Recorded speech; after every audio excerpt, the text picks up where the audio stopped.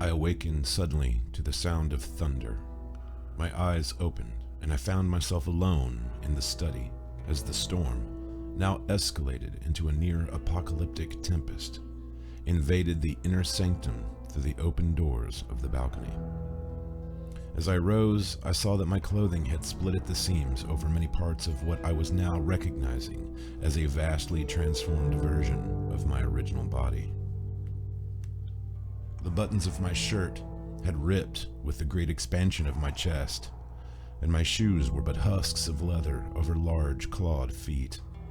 The hands, which I saw before me, were massive and ended in long dagger-like nails. My tongue, upon running along the line of my teeth, now felt the points of sharp ivory fangs which sprang from a long protruding jaw. My senses were momentarily overloaded with an onslaught of increased acuity. I could hear the sounds of numerous footsteps and voices throughout the mansion as my nostrils flared with the scent of invaders. The darkness of the sky indicated that the time of appointment with the Vril members had passed. I surmised that Yuri, Yakov, and the others had sealed me in the study upon the subsequent arrival of Henrik and his men, with the hopes that I would rise in time to accomplish their salvation. I stood and caught the first glimpse of my new body in the large gold-trimmed mirror which hung over the fireplace. My stature had increased to gigantic proportions, and my face, although still human, had taken on a vicious, bestial aspect which showed the dim awakening of the animal spirit which had joined me from within my flesh. My eyes had become dark black orbs beneath a low jutting brow, and a mane of dense brown fur had sprouted from my cheeks and chin. Still, the face of Victor Maskhadov was visible within the animalistic mask, but his aspect had been irrevocably altered. Just as I had become acquainted with the sight of this new creature the door of the study was forcibly kicked open from the outside as two men dressed in the pseudo-military garb of mercenaries entered with guns ready to open fire. Their eyes were wide with disbelief as they momentarily froze at the sight of my enormous, monstrous being.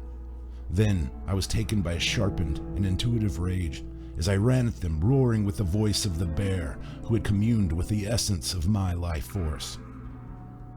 Their machine guns blazed, but the bullets flew through my flesh like pebbles into water as I grabbed their frail throats, one in each hand, and crushed their necks like the brittle crystal of a wine glass. There was no time for me to acquiesce on the fact that these were the first human lives I had ever taken. I was in the hall and following the soft scent of Diana's perfume towards the dining room.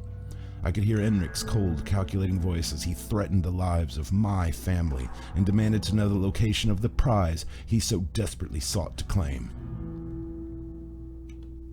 I hunched down onto my hands and walked with stealthy silence on all fours until I peered around the corner, and Yuri, Diana, and Maxie, seated at the table with guns pointed at their heads by three of the Vril Society strongmen. The air was thick with the smell of gunfire and blood, as I saw the bodies of Yakov and Sveta lying dead on the floor by the windows where they had been slain as if by execution. Hatred, fury, and vengeance were prodding me with fiery red desire to rush into the room and rend the intruders limb from limb. The very thought of their terror and agony thrilled the bloodthirsty animal spirit, but the man who had been Victor gazed at the frightened faces of his hostage kin and held it still. "Where does he hide?" Enric said, as he prowled around them with wanton, soulless ambition. The man who had been Victor had respected and honored this individual blindly for years like a dumb herd animal following its shepherd.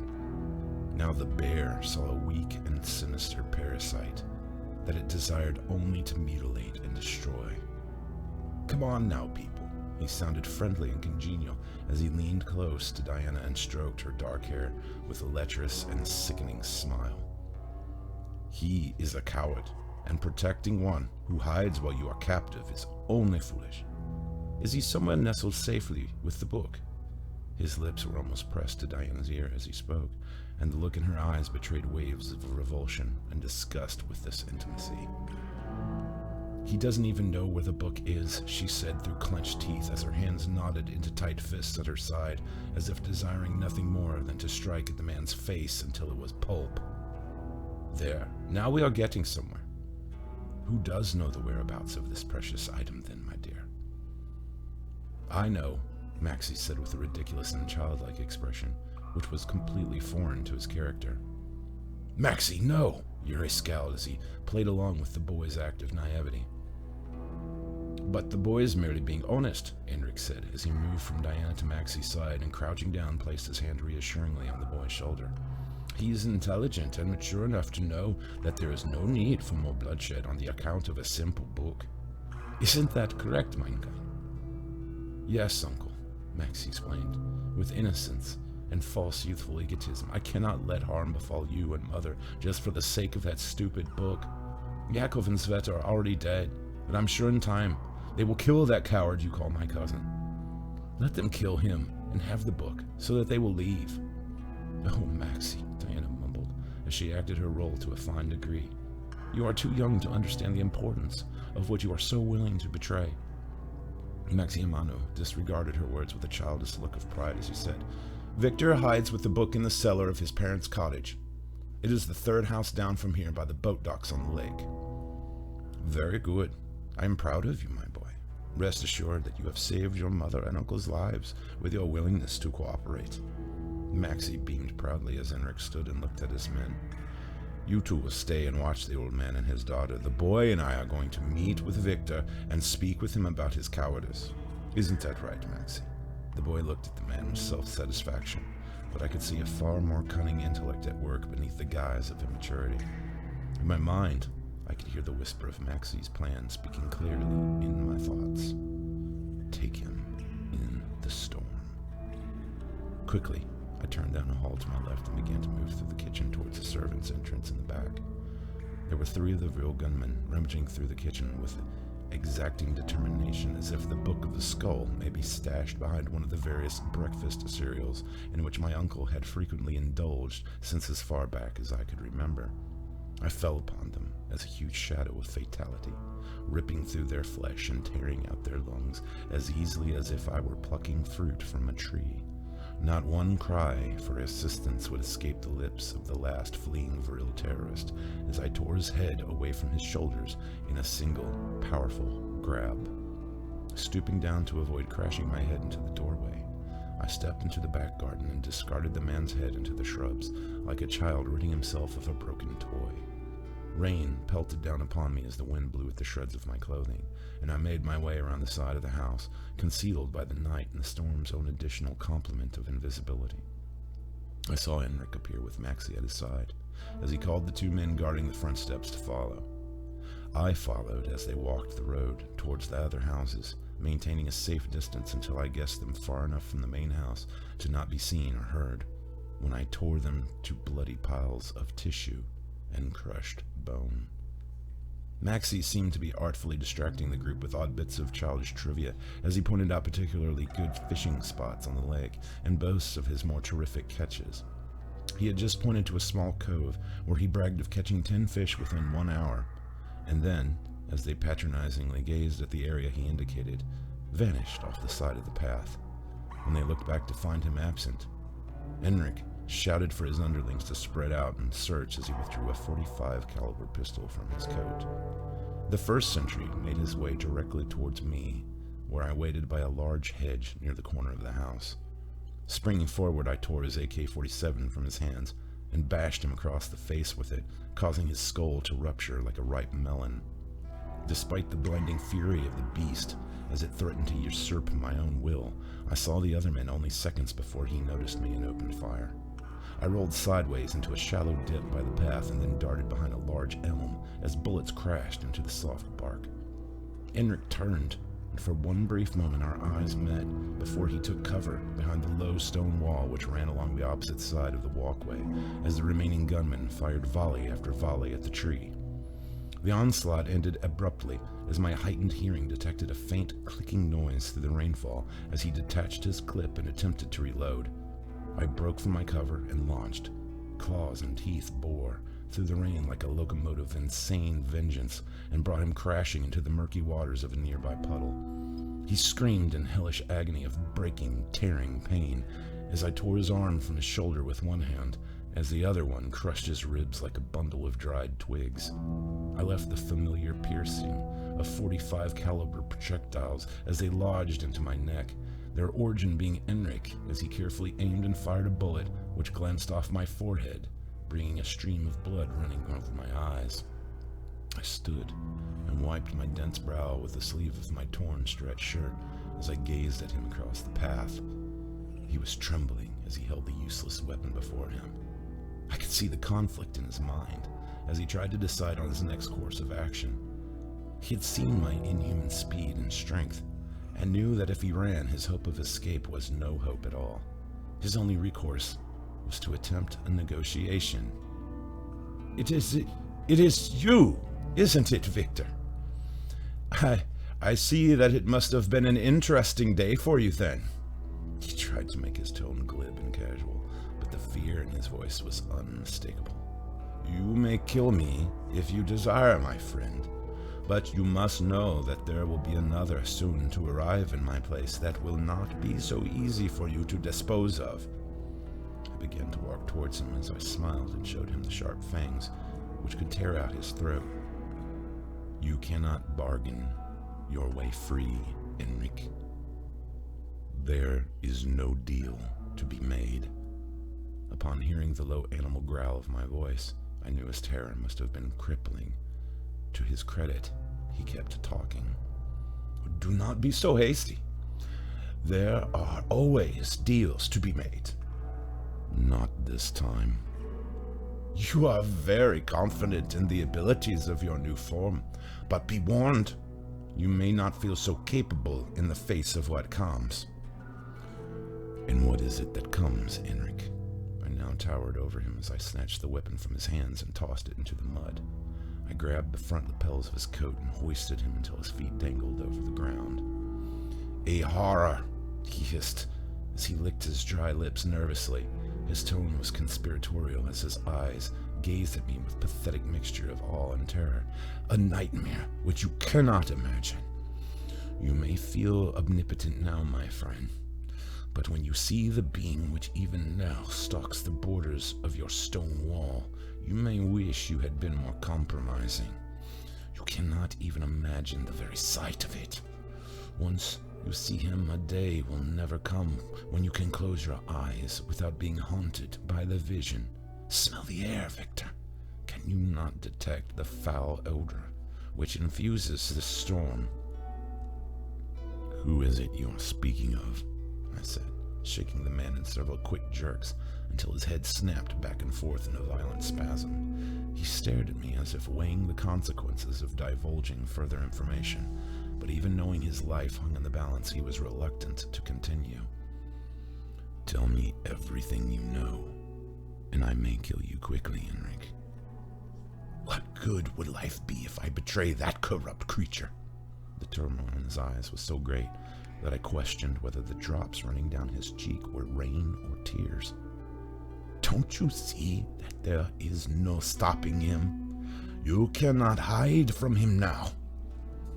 I will tear the flesh from your body in long strips until you are bare and bleeding from every exposed tissue beneath.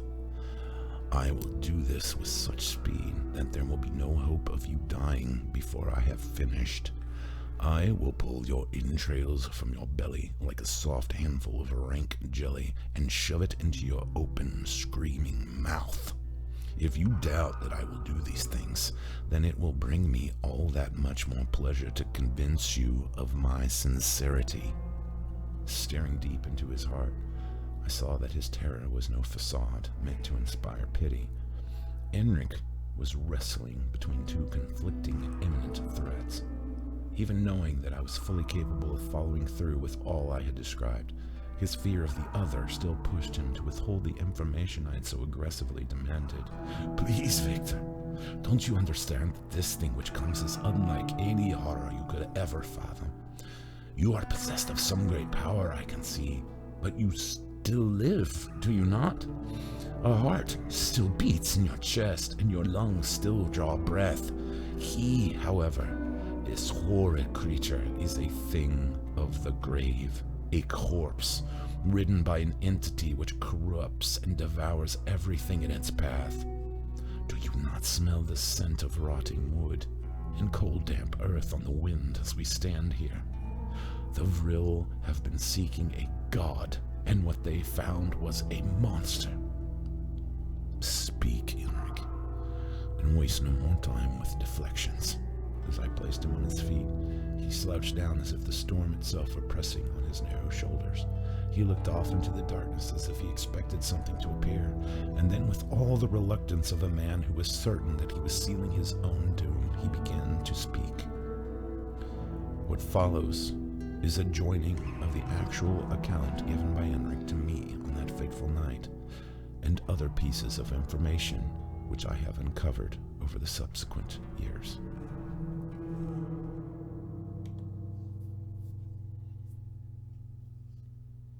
We are the second generation of the Vril Society. The original group was disbanded and destroyed with the end of the Nazis after World War II. It was during the 1980s when a collective of powerful international business leaders once more developed an interest in the concept of harnessing obscure energy sources when they acquired a new, translated chapter of the Book of the Skull from a wealthy shareholder in the Japanese Yamashita Corporation. The society at that time had nothing in common with the original Vril. That is, until their research uncovered a connection between the book and the original Nazi group members. The Nazi Vril had determined that although the concept of Vril energy was a fantasy, the entities and entities described by Maximano Maskhadov were not.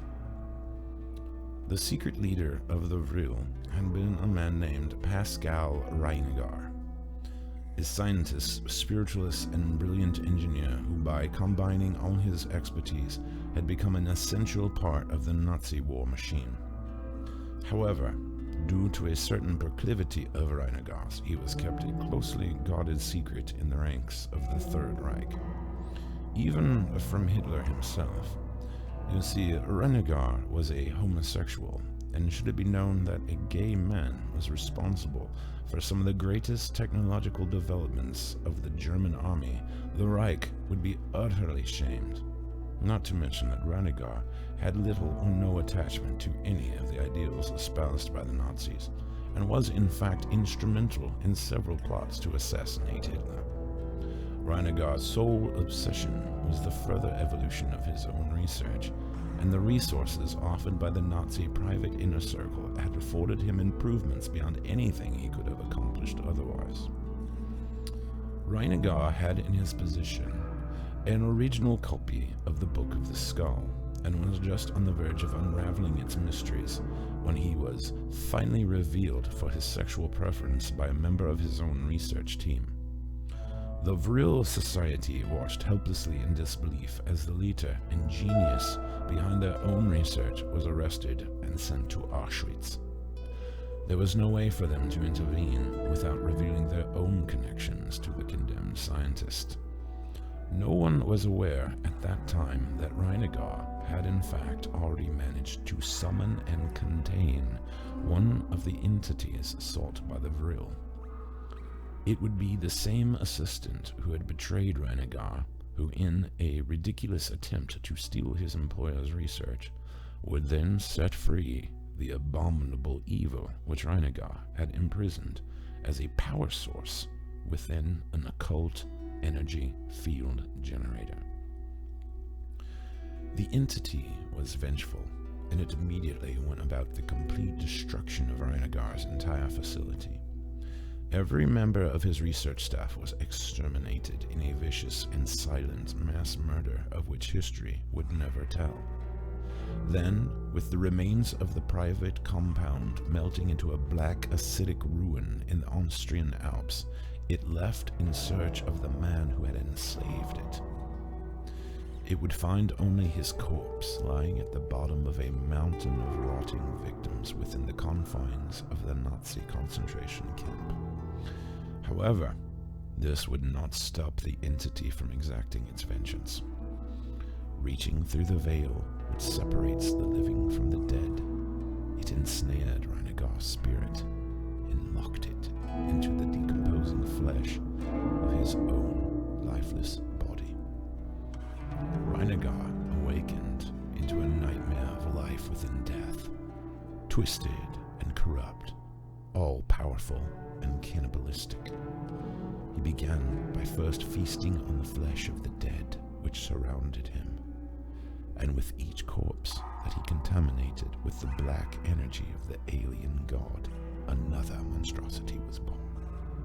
History would never record the night that the dead of Auschwitz rose and turned on the arrogant genocidal soldiers which had slain them.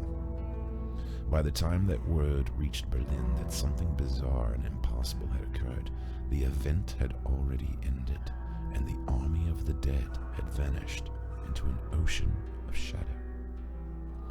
There would never be an explanation, and the entire occurrence would never be spoken of again. However, Pascal Reinigar would not be forgotten. Unlike the Third Reich, the Vril would not be so anxious to sweep away the horrific and awesome display of supernatural power. Within their secret archive, they meticulously documented and researched every aspect of what had befallen Reinigar and the events at Auschwitz. They aggressively pursued and recorded any clue which might have led them to the discovery of where the now possessed and undead Pascal Reinigar may have gone. Their hunt would be brought to an end by the Allied victory over Germany and the inevitable suicides and arrest of most of the Vril Society members. The information which they had gathered would be locked away in various Vril hiding spots all over Europe and not uncovered until Yamashita, with a reawakened obsession with mastering these rogue energies, began a quest to completely reassemble the entire body of Reinigar's work. Thus began the second incarnation of the Vril Society. Central to the goal of Yamashita's ambitions was picking up Reinigar's trail where the old Vril had left off. What they found was a catalog of carefully documented sightings and events, both those popularized in media and others given only as rumor. However, Yamashita had tools at their disposal which the previous Vril could not even have imagined. With a combination of satellite tracking, internet database mining of government files, and an army of investigators, they were able to locate what they believed to be the hiding spot of Pascal's stronghold. Far into the jungles of Southeast Asia, there was said to be an ancient Hindu temple built in honor of Vishnu in the early 12th century. After only a century, the monks of the temple had fallen prey to a sickness which legend described as eating the flesh from their bodies like a slow fire. The temple had been labeled a place tainted by evil and was completely forgotten and left to be swallowed by the thick jungle. Local villagers who were aware of the temple's presence had claimed that the area had become the dwelling of a powerful Vitala, which had taken up residence in the cursed locale soon after the Second European War. Satellite imagery had confirmed the temple's existence, and soon Yamashita had assembled a team to investigate and substantiate their researchers' theory that this is where Pascal was in hiding. What they found waiting for them in a secluded area somewhere between Cambodia and Vietnam was a horrifying nightmare country where every living creature, plant, and yard of soil was polluted by the corruptive energy of Pascal's possessor. The dense and mutated jungle had become impassable and deadly. The trees and vines had become soft, moving, and flesh-like, the ground covered in layer upon layer of pulsating, quivering lichen and moss, and every living creature horridly degenerated by spores of black mold growing within their tissue. The assembled Yamashita agents could no more enter the defiled areas than walk through solid stone. A flying robot camera probe was brought and assembled to enter the nightmarishly altered and alien landscape. The horrors which it recorded as it passed through the preternaturally black and eternal night of the forest would leave the technicians involved questioning the very reality of what they saw. Corpses, half devoured by mold, wandering the open courtyard of the temple through a sea of fungi which writhed and reached the lights of the search probe with hungry, extending branches of toothy, open mouth-like orifices. They witnessed large conical mutated mushrooms covered in large blinking human eyes, which at the slightest disruption would burst and expel a cloud of spores that attached like starving ticks to every surface. The temple arose a mammoth of moving, crawling lichen which seemed to animate the ancient Hindu carvings with grotesque and liquid mobility. Yet the little helicopter, with its shining blue beams of light, was allowed to pass and enter. In the massive open chamber of prayer, it found him sitting on a mound of molten flesh and softened, deteriorated bone. His mold, blackened, putrid corpse gazed forth with empty sockets which glowed a puerile and diseased orange light, which seemed to emanate from some distant and sunless world. Through the intercom attachment on the probe, they spoke to the creature, and a deal was struck. You cannot imagine what they offered it. No sane person would dare allow themselves to believe that any rational human being would make such a bargain with something so obviously diseased, evil, and destructive. Whether you believe that they truly were willing to give this thing what they said they would, or whether you would prefer to think that they were merely lying to further their goals is your own choice. However, Pascal Reiniger walked from that demented place and joined the ranks of the new Vril Society as its leader, his foremost goal being the finding of a complete volume of the book which your family has fiercely protected. Now he is here, and you are a fool to think that you can resist him.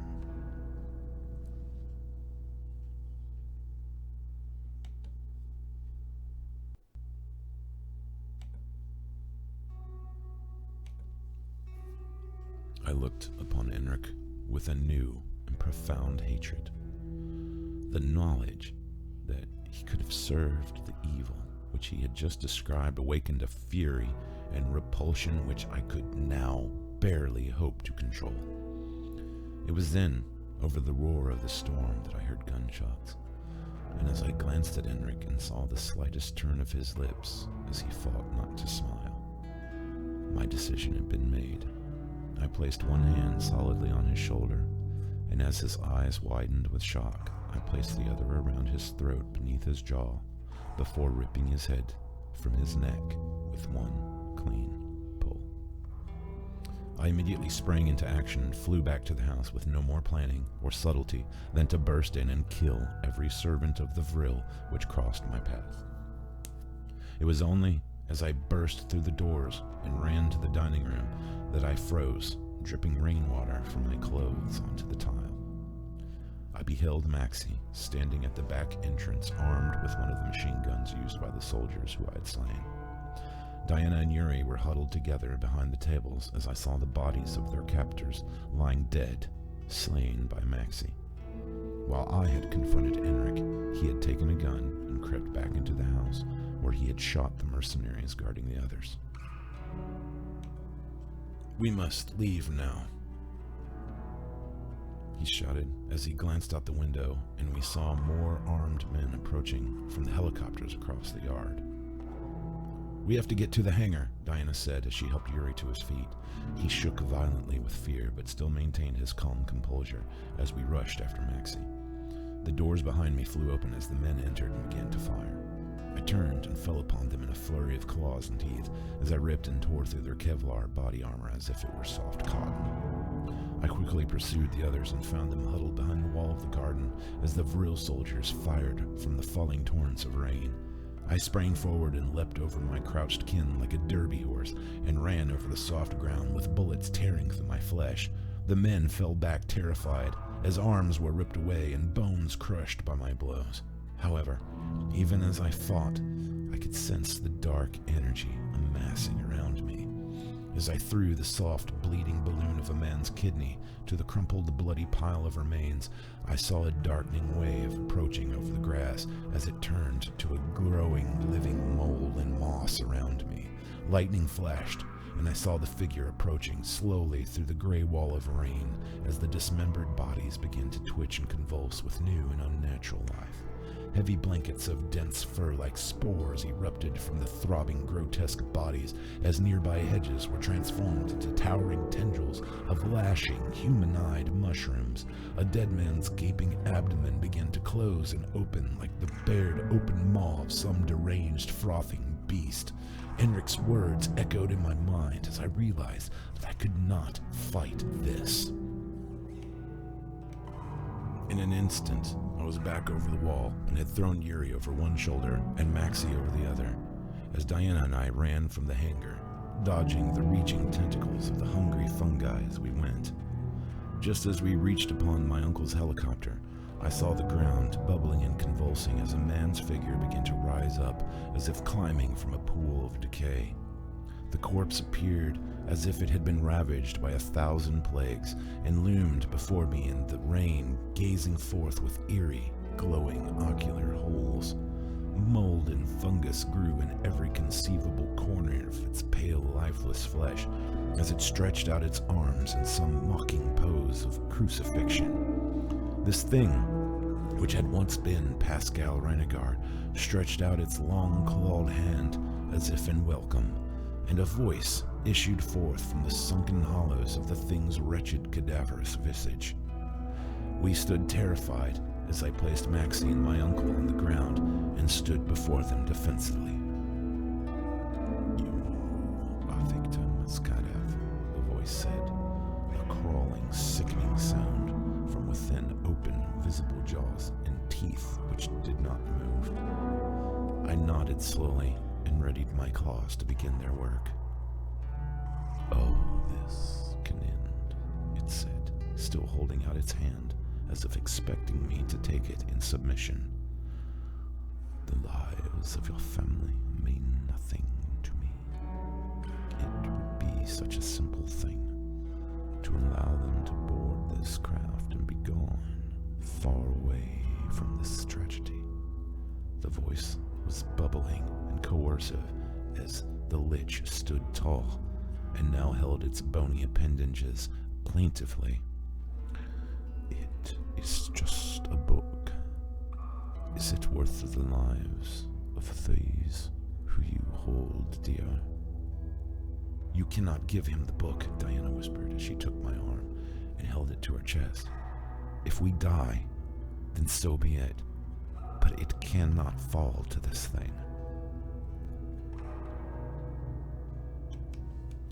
"Such a brave woman," the thing said, with what could have been laughter. "But death is not of what I speak. Do you think that there is a horror of which I cannot conceive to inflict upon them?" As it turns out, there wasn't, but I was fairly certain that the creature had no intention of letting any of us go, whether he was in possession of the book or not. I stepped forward and stood as large and as imposing as I could muster, despite the fear I felt in confronting a thing of such utter, repulsive darkness. "If I were but a man, Pascal, I might be frightened by your threats. However, you seem to have gravely overestimated your ability to intimidate. I am no cowering child, old man or woman, and the fact that you would threaten them disgusts me." I am the rightful heir to the bloodline of the cave bear, and I am its shaman and avatar. You would do well to let us pass and continue your hiding under some filthy rock for another century before you tempt me to inflict my horrors upon you. The spirit within me roamed the tundra and wilderness, feasting on the flesh of mammoths and bison. It was he who held you bound in that cave, and it will be he who imprisons you again. I watched for the thing's reaction, and watched as it amassed its energy like a building pressure of blackness within the remains of the German scientist. The impulse arose suddenly, with the clear, sharp edge of a dagger drawn to kill. There was no time to neither contemplate nor plan my actions. Despite the foul thing's words, there would be no negotiation or mercy. If I hesitated, it would slay the last remnants of my kin and the true love of my life in one quick display of horrific frenzy. The beast within me would not be stifled by fear or logic. I leapt at the wretched amalgam of flesh, rot, and fungus in a raging torrent of clawing swipes and crushing blows. Only for the briefest of moments did I detect the slightest hint of surprise from my target. It had not anticipated a full frontal assault, and I had but seconds in which to incapacitate it with my attack while the others boarded the helicopter. The reek of rotten mold was overpowering as I reached into the lich's soft tissue and tore the frail bones I found within free in clawed handfuls, and threw them to the wind like a massive machine of ripping destruction. I could feel spores attacking my flesh in a burning, biting army of seething, spreading plague, but nothing would deter me in my mission to eviscerate and destroy the creature before me. It clawed at my eyes, and so I broke off its arms like brittle limbs and crushed them within my grasp. Its jaws snapped with rotted, blackened teeth, and so I reached to its jaw and ripped it away as I crushed its skull in my other hand. The thing then relinquished any remaining urge to maintain a humanoid shape and disintegrated beneath my thrashing blows into a black, viscous soup of bones, fungi, and mold. Suddenly, I was fighting within its mass, as if I were sinking into a burning thick tar, which sizzled at my flesh with a sensation of horrifying, acidic gnawing. "Go now," I called to the others, and I saw the reluctance in their eyes, but the instinct of self-preservation and the knowledge that the book must be protected pushed them to act as I fought with the horror of Pascal. Only now, with his attention fully upon his battle with me, would they have any chance at escape. As the engine of the helicopter began to stir, I could feel Pascal's hold weaken momentarily as he realized they were aboard the craft. It was in that moment that I summoned a force from within the untapped reservoir of the bear's mystical arsenal, and I gripped the fiend in a cyclonic barrier of invisible force. Pascal, or at least the entity which controlled him, recognized the sudden incapacitating invocation as the same which had been used to bind it within the earth long ago. Now the creature's throes turned from an assault to a desperate retreat as it fought to be free from the powerful magnetic pull which was drawing it into a spherical space within my hands. I watched as the lashing tendrils were drawn into the vacuum and held before me with the globe of containment between my arms. All around me, the signs of the entity's influence were diminishing as I began to carry the sickening ball of foul energy back towards the house. I could hear screams of anguish from within the sphere as I now stood by the garden wall as the helicopter ascended into the storming sky above me.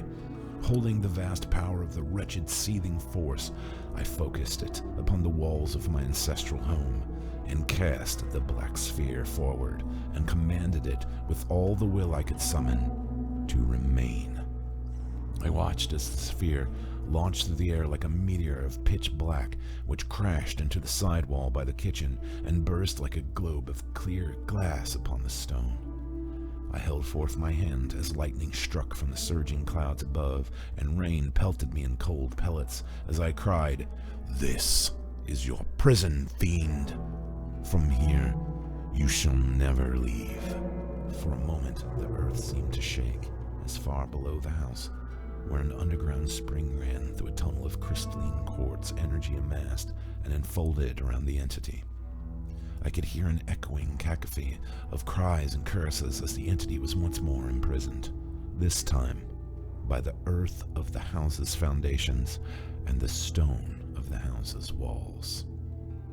I turned, saw the helicopter lowering into a steady hover just above the ground, as I backed away from the mansion with a sense of trepidation. I considered what had just occurred, and saw the structure with a new foreboding, as I leapt up onto and stood hanging from the side of the helicopter. Now almost too large to fit within the confine of the interior, I gazed over the seemingly peaceful estate as the rain fell in a steady, calm drizzle, and the thunder rolled sleepy and distant over the woods. I crouched beneath the whirling blade and bowed my head inside where Maxie and Yuri sat huddled together as Diana directed our course over the wall and towards Moscow. "Where will we go?" I said to Yuri, as he stared at me with a mixture of admiration, love, and astonishment. "There are places where we will be safe from the Vril," he answered, coughing in the damp night. "But surely now that Pascal has been imprisoned..." He shook his head with sadness as he rubbed Maxie's shoulder, more to comfort himself than the boy. "Even with the monster gone, they will seek the book. You must understand that a new age is on the horizon, Victor. Your transformation and the appearance of Pascal are no coincidences. There are things, signs that the world, even the reality we now know, is disintegrating. I would wager that there are a great many oddities such as that which we have taken part finding their way through the world as we speak. The Vril serve Yamashita, and Yamashita is a massive and powerful organization. If they are seeking the book, then we will no longer be truly safe ever again." "What of the book, Uncle? Where is it hidden?" I watched as Yuri reached into his coat, sweater pocket, and withdrew a small black flash drive, which he presented with a certain comical solemnity. "Here it is. Do you see? The book of the skull is on an 8-gig flash drive," I said with incredulity, as Maxie began laughing boyishly. "Uncle Yuri, no one even uses those anymore," I said with disbelief. "I do," he replied, smiling, as he slipped it back into its hiding place. "I have 13 computers in storage which still have USB port inputs and can access this flash drive. Also, this flash drive is specially made so that if I should have to swallow it, then I can easily recover and use it within a few days." Maxie wrinkled his nose as he gazed at his grandfather. "Thankfully, it will not be necessary for me to resort to such measures, as it is a somewhat troublesome and unsavory procedure." "I imagine so," I answered. I realized many years ago that having an actual copy of the book in possession was far too dangerous and obvious. I had each page scanned and downloaded before reluctantly I destroyed the last full copy. "What will become of the house?" Diana shouted over her shoulder. "I fear it is lost. It will not be long before more agents come in search of the rest, and then the hunt for us will continue. There are many places where we can go. We have properties all over the world, and will be wary of seeking us out once we are closer to the public eye." "What will we do now?" Maxie asked me as he studied me. I knew he was wondering exactly how his uncle planned on hiding me. "Your cousin will remain a secret for the time being as we school you and prepare you and your mother to run the family business." Once more Yuri was coughing, and as I watched, I saw him wipe a trace of blood from his lips with his handkerchief. "I believe that perhaps with the right clothing, maybe a large hat, we can make Victor almost passable for a normal large man, at least at night." Will Pascal remain sealed? I said, as I looked off over the horizon and caught a final glimpse of the house as lightning lit the sky in a fiery display of white, hot, shattering bolts. I believe in time he will be freed. A company with resources like Yamashita will soon find a way. We must not concern ourselves with these things, however. For now, we must think only of surviving and protecting what is ours.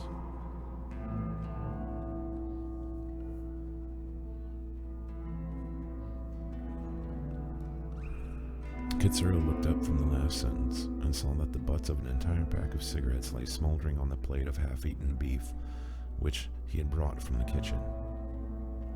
With every new message he had opened, he had lit another and smoked it without a conscious thought. I'm going to smoke 5 years worth of cigarettes in one night, he thought as he lit another one. That's really not your biggest problem, the voice had returned. I did what you asked, and now I have read the entire account sent to me by this lunatic who thinks he has become some kind of magical bear monster thing. What else do you want from me? Kitsuro stood and stretched, as with a self-satisfied smile, he thought of the cold orange juice which lay in wait within the refrigerator. I want you to think, you idiot, the voice was loud and insistent as he wandered into the hallway and despite himself began to remember the descriptions which he had read of the house in the emails. I am thinking, and I have come to the conclusion that the ridiculous account which I had just read is a fantasy manufactured by some Yamashita analyst to see if I can be beguiled into a delusion, and I refuse to accept it. Don't you get it? Think, Katsuro. Maskhadov said that this thing, more or less, feeds off of psychics. Yamashita has placed you here as the proverbial sacrificial goat. They are using you to draw it out and free it. Katsuro stopped and stood in the doorway of the kitchen as he pondered what the voice had just revealed. As he contemplated, he realized that something had changed in the kitchen. While on the surface everything appeared as it had, he now detected that there was an unsettling weight to the air around him. Disregarding it, he walked to the refrigerator and opened the door, only to fall back with shock at what he saw. Every item within the appliance, although it had been fresh when he had last seen it, was now covered in pockets of deep brown, green, and black mold. Even the orange juice, which he had looked forward to drinking, was now covered in a thick, spongy blanket of fuzz, which reached down through the liquid to the bottom with long tendrils of fungal growth. Slamming the door, he immediately began to notice that the heaviness in the air increasing as the damp, sour smell worsened, and the lights flickered, once more threatening him with darkness. He followed the smell to the pantry, and on opening the door found every article now violated by a black, hungry mold, which seemed to grow before his eyes. What is happening here? He whispered. His heart was racing as his skin began to itch and crawl, as if he had come into contact with some irritant. He glanced down at his arm and watched as large red splotches began to appear before his eyes, burning and painful as spores burrowed down through the soft tissues and flourished within his flesh. Leave, Katsuro, before it's too late, the voice screamed in his head. Now, no longer willing to question it, he bolted into the hallway and sprinted as fast as his legs would carry for his cell phone in the study. Midway through his flight, there was a tremendous crash of thunder, and to his horror he found himself lost in darkness. He stopped suddenly as he attempted to orientate himself to the sudden pitch blackness.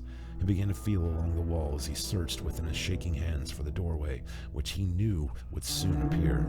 However, as he blindly felt along, he could feel the hard plaster becoming soft with a light fuzz growing over the surface beneath his fingertips.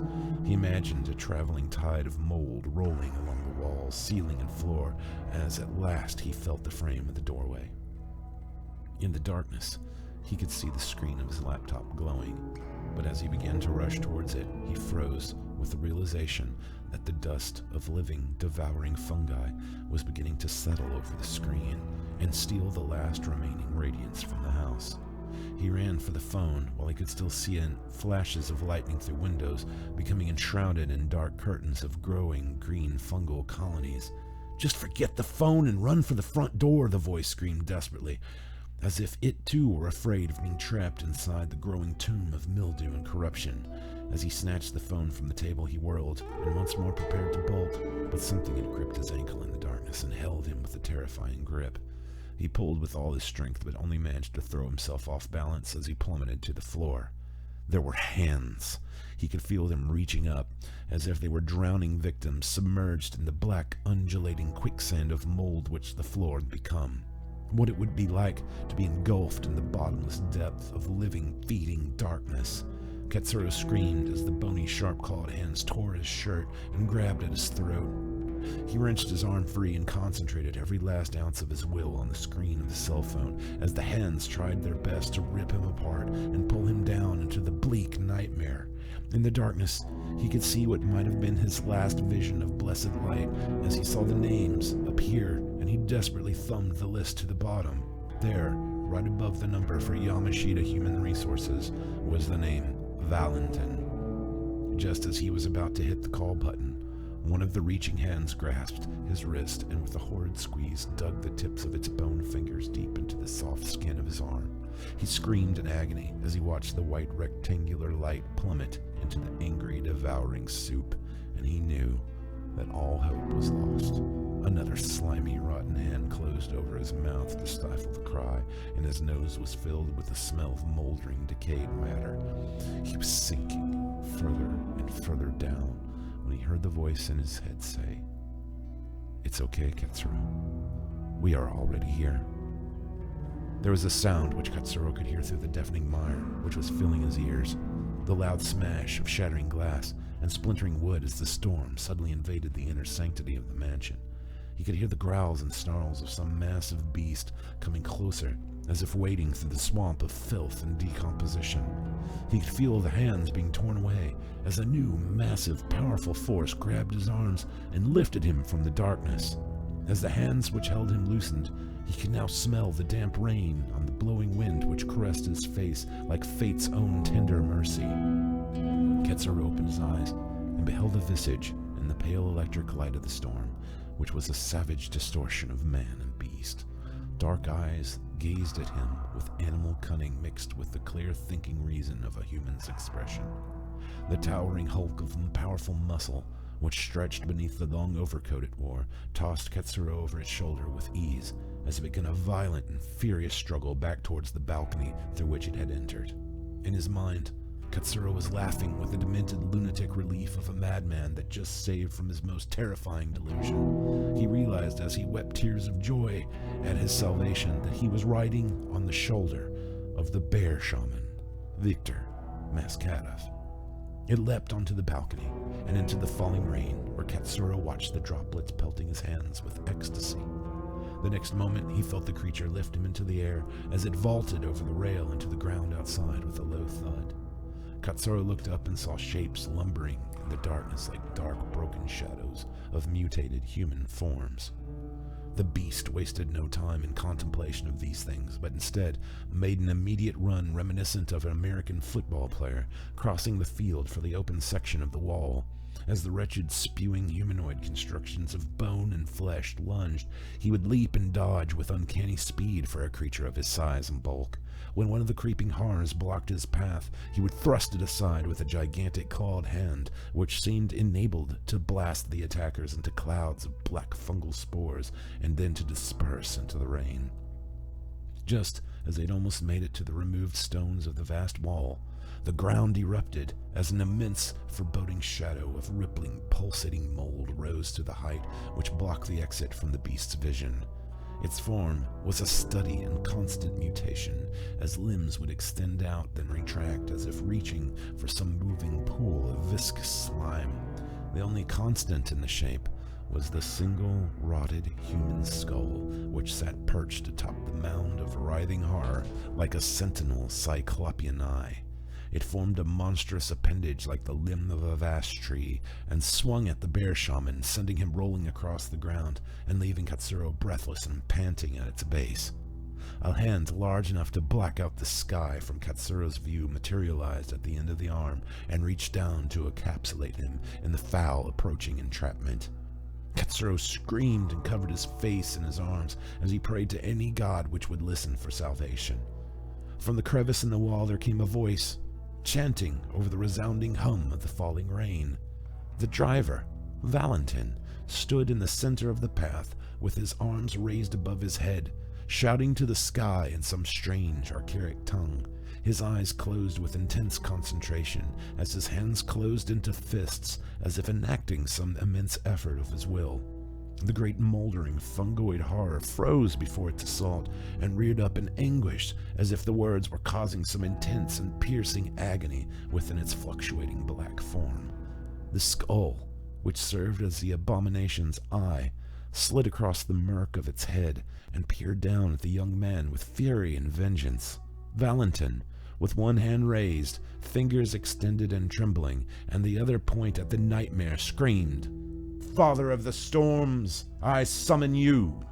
And as the thing seemed on the verge of unleashing its unhindered power upon the youth, a bolt of lightning traveled down from the clouds in a cascading web of brilliant, fiery white light and struck the horror. Katsuro heard what he could only identify as the building torrential cry of anguish from the towering monstrosity of mildews and lichen, and as the monolith of ooze and decomposition was electrified by the burning surge of energy, Katsuro once more felt the hands of the shaman upon him as he was snatched from the ground and carried once more towards the wall. They sped past the enraptured Valentin, who, suddenly breaking from his trance, fell back and followed down the muddy trail to where the rover waited with its engine still running in the anticipation of their return. Katsuro found himself tossed into the cargo department and watched as the bear shaman awkwardly climbed in behind him. He lay staring at the enormous heaving shoulders of the bear-man hybrid as he heard the driver's side door slam and the engine roar as the vehicle began rolling downhill into the woods from whence it had come. "You've given us quite a bit of trouble, my friend," he heard Valentin say glibly over his shoulders as he raced the bouncing vehicle through puddles and over rocks.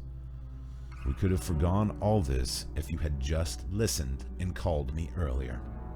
"Listen to what?" Katsuro said as he slowly sat up, unable to take his eyes from the gleaming dark stare of the hulking silked beast hunched across from him. "I've been trying to get through that stubborn mind of yours to leave all night," Valentin sighed regretfully.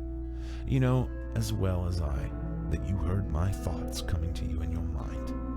Katsuro looked away from the shaman and looked into the rearview mirror, where he saw the dark eyes of Valentin studying him with calm repose.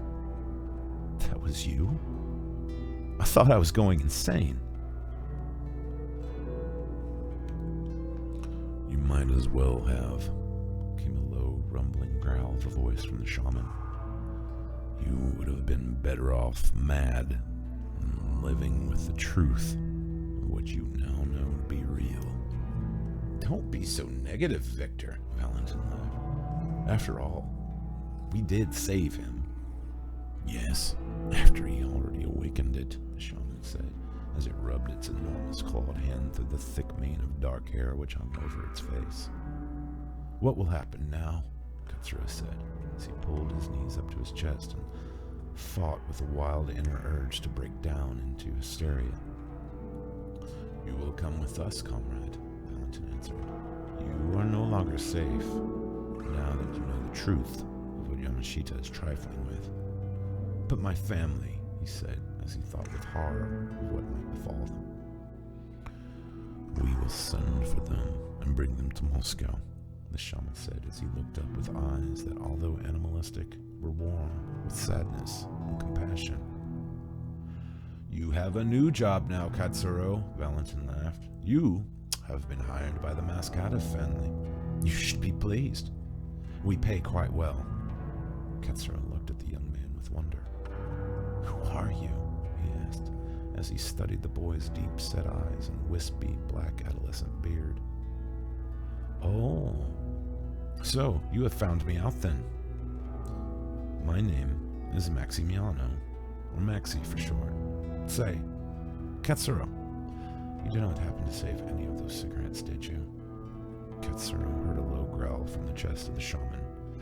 "You've been smoking again, you stupid boy," he snarled as he leaned forward and slapped the youth on the head with what could have been a concussive blow had there been any force at all behind it. Maxie shook his head dazedly before the broad grin returned, and reaching for the console, he turned up the volume of the stereo. "Relax, cousin. Now, we will again enjoy a guten."